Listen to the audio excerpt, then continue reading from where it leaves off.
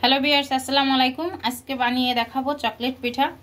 তো এখানে ভিতরে পুর দিয়ে চাউলটাকে ভেজে নিছি। এখানে দিয়ে দিছি নারকেল চিনি দারচিনি লবঙ্গ দিয়ে দিলাম। এর ভিতরে 250 গ্রাম পরিমাণে লিকুইড দুধ। এখানে চাউলটাকে গুঁড়ো করে নেব। এখানে দিয়ে দিলাম 1 চিমটি লবণ, দিয়ে দিলাম 100 গ্রামের মতো পানি। পানিটা বলক এসে গেছে। এখন এর ভিতরে দিয়ে দিলাম হাফ কেজি পরিমাণে চাউলের গুঁড়োটাকে দিয়ে 2-3 মিনিট নাড়াচাড়া দিয়ে কাইটা করে নেব। দুধ চিনিটা দিয়ে এখানে জাল দিয়ে নিলাম। এখন অল্প অল্প করে এখানে চাউলের গুঁড়োগুলো দিয়ে সুন্দর করে ছাইটা কেড়ে নেব।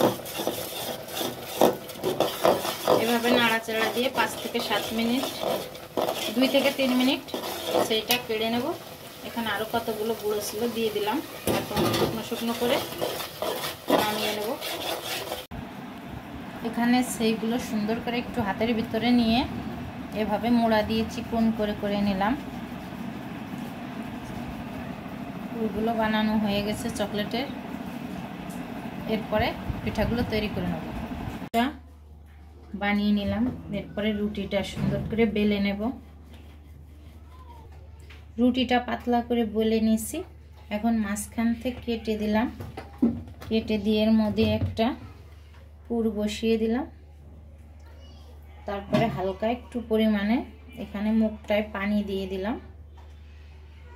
দিয়ে এভাবে করে এভাবে মুখটা কিন্তু লাগিয়ে নিলাম। দুই পাশে চাপ দিয়ে একটু বড় করে নিলাম।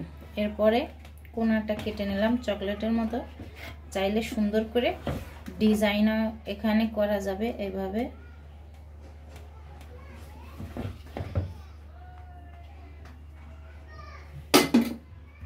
আর এখানে সুন্দর করে কিন্তু লেগে গেছে যে পানি দিয়ে। তো এভাবে আমি পিঠাগুলো সব তৈরি করে নেব। একই পদ্ধতিতে আমি অনেকগুলো পিঠা এখানে তৈরি করে নিয়েছি। এখন পিঠাগুলোকে ভেজে নেব। এখানে কিছু পিঠা লাল করে ভেজে নিচ্ছি। এখানে পিঠাগুলো দিয়ে দিলাম।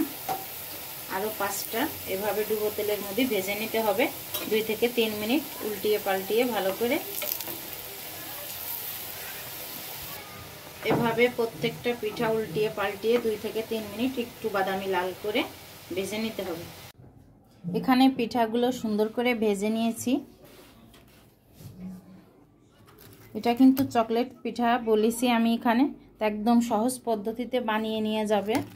আর এটা 10 থেকে 15 দিন রেখে খাওয়া যাবে। একদম মসমসে গুঁড়ো গুঁড়ো হয়ে যাচ্ছে। আর এটা রাখলেও কিন্তু নষ্ট হবে না। 10 থেকে 15 দিন কুটে করে রেখে দিয়ে এখানে পিঠাগুলো সুন্দর করে ভেজে নিয়েছি। এটা 10 থেকে 15 দিন রেখে খেতে পারবেন।